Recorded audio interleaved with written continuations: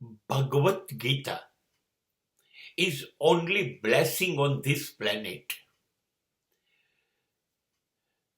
પાંડવો અને કૌરવો જ્યારે કુરુક્ષેત્રના મેદાનમાં ભેગા થાય છે ત્યારે અચાનક જ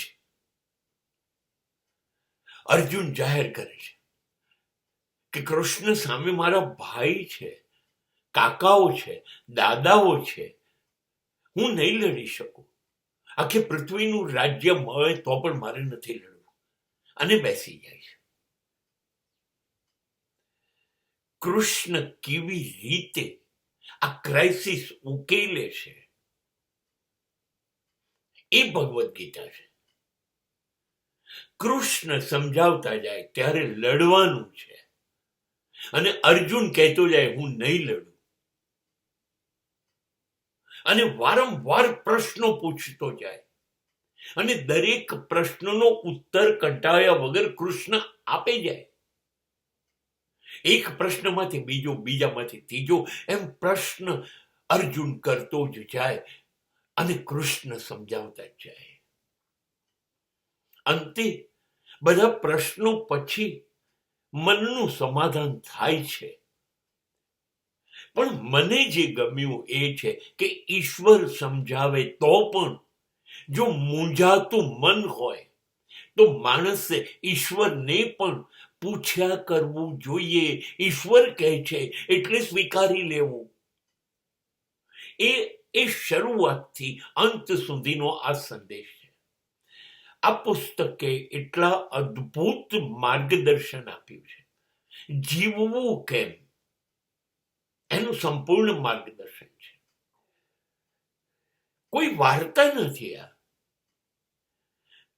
અધર્મ પર ધર્મનો વિજય, અસત્ય ઉપર સત્યનો વિજય, અનૈતિકતા ઉપર નૈતિકતાનો વિજય. બસ ભારત અત્યંત પ્રભાવિત થયો, અને વૈજ્ઞાનિક બુદ્ધિ ધરાવતું, ઇન્ટેલિજન્સ અને લોજિક ઉપર જ ડિપેન્ડ કરતું સમગ્ર પશ્ચિમ, એમ કહું ને કે માથે મૂકીને આ પુસ્તક નાચ્યું હતું.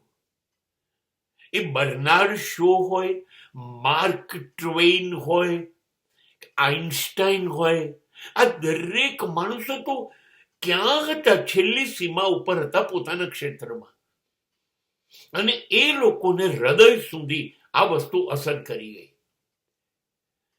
કે જીવનના લગભગ બધા જ પ્રશ્નોનું સમાધાન મળે છે.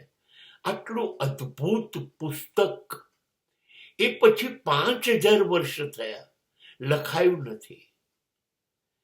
અને સાચી વાત તો એ છે, એટલા બધા વિદ્વાનો પ્રયત્ન કર્યા કરે છે. દરેક વિદ્વાનને જુદી રીતે ગીતા સમજાય છે.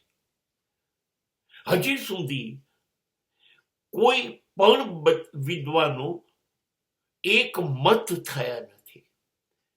જુદું જુદું અંદરથી અમૃત મળી આવે છે. દરેકનું પોતાનું અંધારું દૂર થાય છે. ગીતા બધાને પ્રકાશિત કરે છે.